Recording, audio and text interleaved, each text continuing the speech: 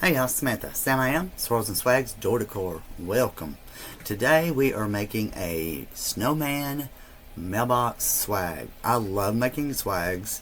They're fun, they're easy, they're quick. But I do also make my own frames that go over around my mailboxes. You can buy them, you can make them. I think I have a video of me making one.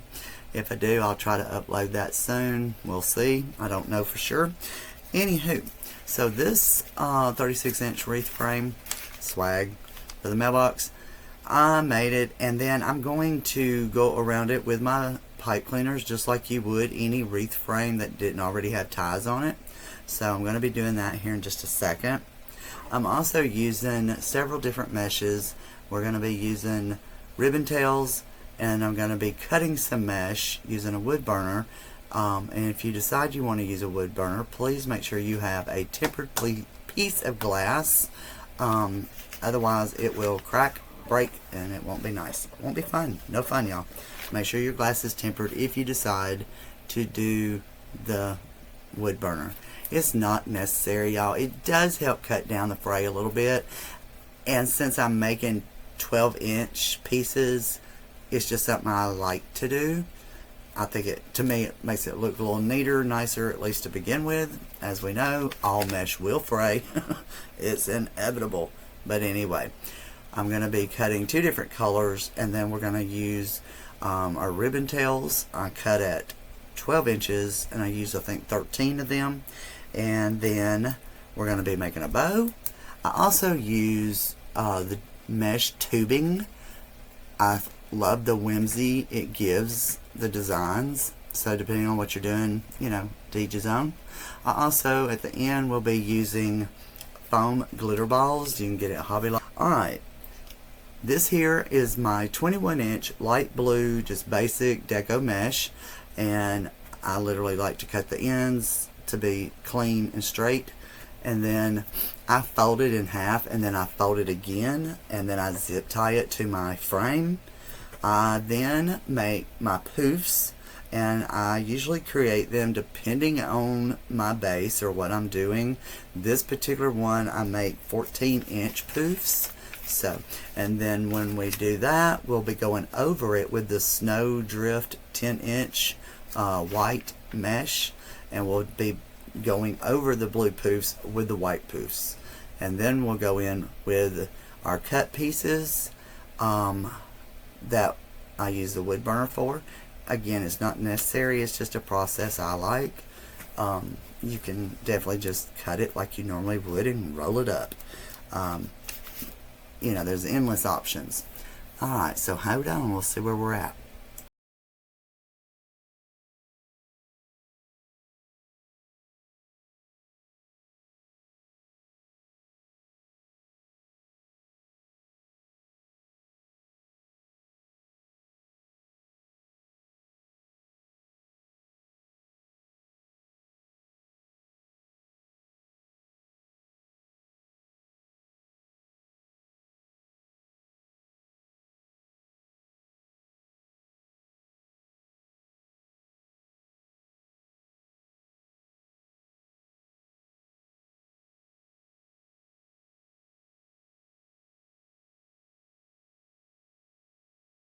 Okay, I told you a while ago I wasn't sure how many ties I used, but I'm trying to count them in the video here, and I believe I have 10. I have one on each corner on the ends, and then one on each side of each bracket. So I think that makes a total of 10. You can add more or less. I really wouldn't go less because you want to have a constant poof and coverage, but you could add more. And now that I'm thinking about it, okay, so you see I'm tying on the bracket right there in the center, so that's another 3, so that would make 13 ties. So let me add that to my notes because y'all, it's been a minute since I made this. These are some older videos from a Facebook Live, so I don't have a notebook out that from that time when I made this, otherwise I wouldn't have questions about what I'm doing sometimes. But so you do want to put one on the crossbars. So I have 3, so that makes 13 ties. Okay, here in this section is where we're adding our 10-inch white snowball drift, snowdrift, however you want to call the mesh, but it is a 10-inch. I was thinking I went over each of the blue poofs, but actually I'm crossing, zigzagging back and forth. You can do it any way you want. It's just a preference kind of thing. If you like it, that's what you need to do. If you don't, then go back and do it different, you know. So my customer who bought this was on my live, and she's local, so she was on my live, and you know, I was asking her certain things throughout the video of the Facebook live that day. So anyway, you might see me kind of talking to her, but I try to cut a lot of that out, so you're just getting the fast version here.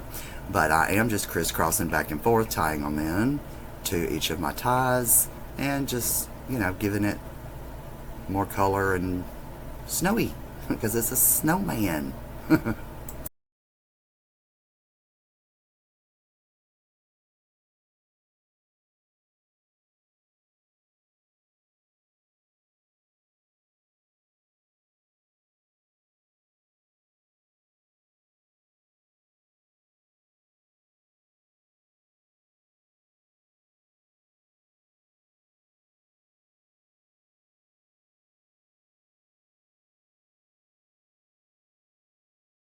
Okay, so real quick, we're going to just paint these snowflakes white.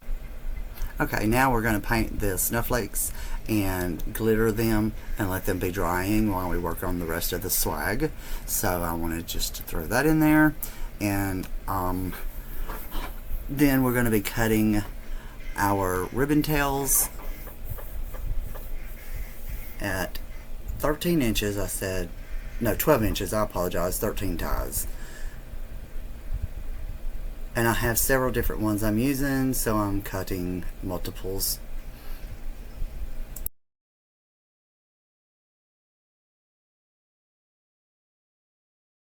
Okay, here is where I am cutting the mesh with a wood burner, and also you see that potato masher. That is the best tool that you can have for this wood burner, because it comes with a cheap little piece of metal that is not very safe. So I finally found the potato masher, and I bent the prong just a little bit so my wood burner lays right in there. Again, you can just easily cut these, no big deal, either way. But if you do use the wood burner, be sure you use tempered glass, and be careful because it's very hot, and you want to be sure no children or animals are around that tip. So I've got two different colors I am cutting, this little light blue and then a silvery color, I believe. So let's watch this.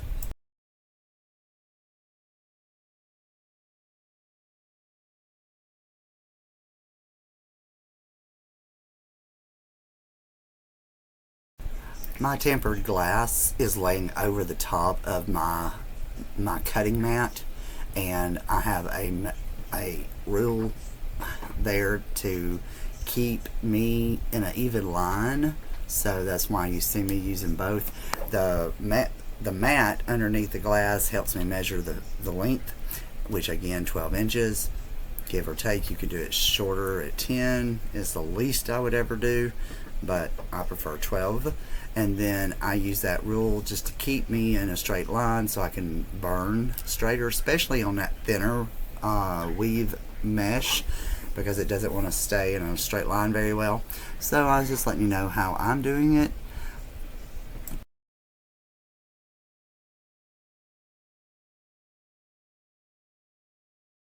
Also, you can see that I'm using like a ribbon spool for my mesh.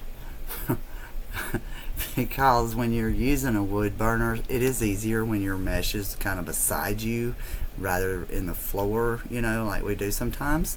But you could also use a paper towel holder if you wanted to, or if you know, was trying to think of another option. Paper towel holder, y'all. You got to use all these kitchen appliances these days. Okay, I'm almost done cutting this mesh.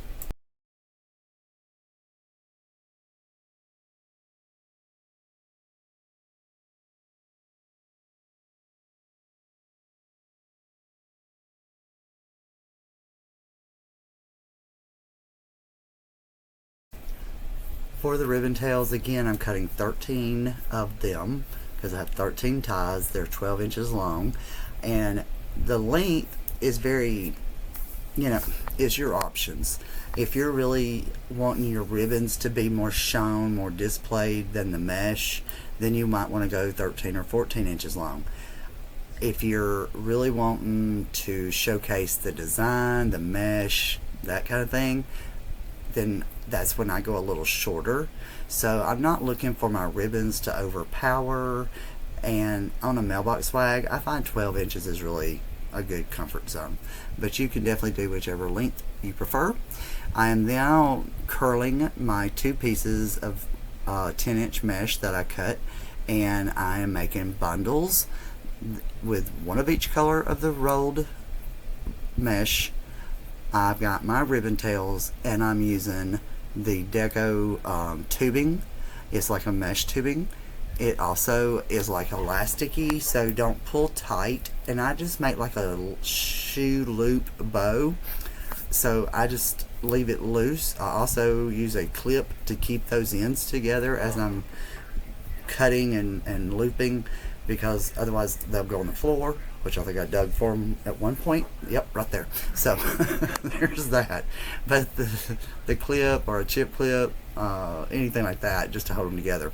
I do like doing my bundles, therefore it's all together at one time, and you place everything into the twist tie one time, tie it down snug. If you leave your bundle loose, then it's going to flop on your frame. Also, when you put your twist ties on there, if you're putting your own, like I did here, my pipe cleaners around my frame, if you don't have those really tight to the frame and you've got it twisted too many times, you're creating a knot, which is going to also make everything floppy. So make sure you're only twisting your ties maybe twice, 3 times at the most, and you're doing it very snug and tight. And same thing when you add in your bundles. Smash it down, tie it tight, otherwise it can flop. So if you're seeing anything floppy on any of your designs, double check your twists. Okay?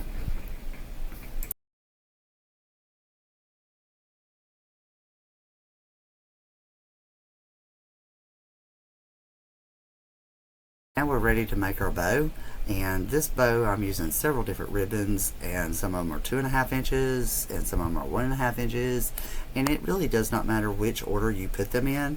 What matters is what you want to be seen the most, and what that would be is the ones closest to the top, because the ones on the bottom are really being hidden more so.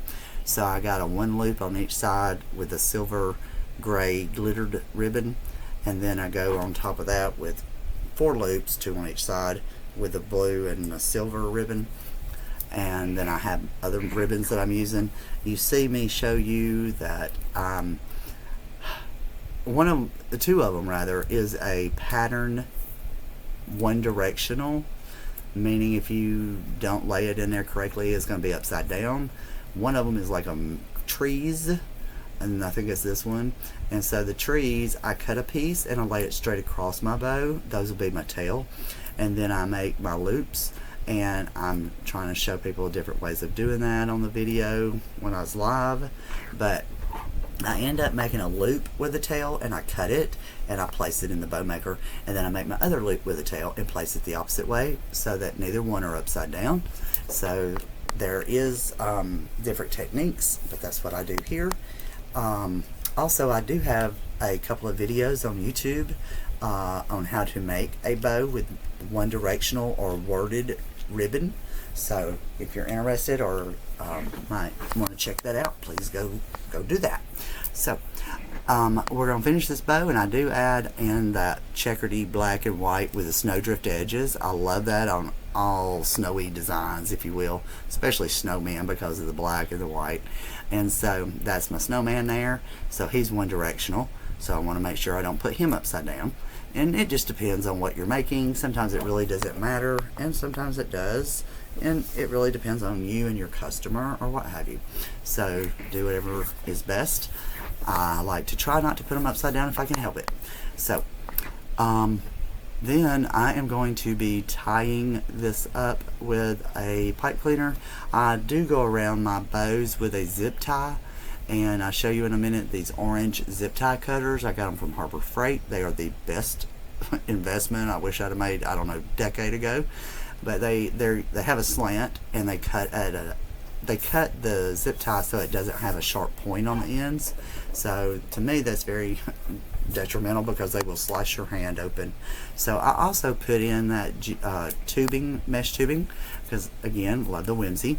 And so I zip tie it tight. I put a pipe cleaner through the back before I zip it tight, and then I go around the center with another piece of fabric or ribbon, and I fold it in threes, and I pull it to the back and tie a knot. I double knot it, and I cut off the excess.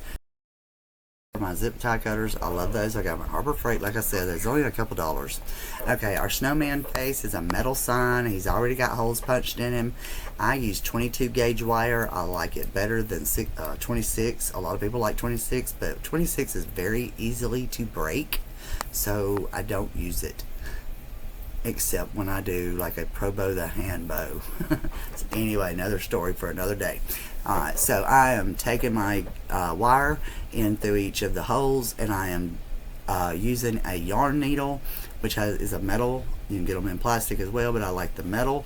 And you can take your wire and put it through the big loops of the needle, and instead of trying to poke two wires through that mesh, you're only taking a needle straight through the mesh. It's so much easier. And if you need, like my hands are not very strong, so I use my pliers to help pull it if need be. And then I wrap my wire on the back of my frame, I twist it around, and I cut off the excess. And I do put hot glue on top of it just so it doesn't wind up poking me, my customer, or anything else, as well as help secure it on. Same thing with this fleece hat. I'm taking my wire and I have it in my needle. I'm just taking a little bit of that material and pinching it together and running my needle up under and through, and I tie it around once or twice to twist that wire onto the hat. And then I take my needle and I re-thread it with the wire, and I again poke it through all that mesh and tie it to the back, same as I did the hat, the face, excuse me.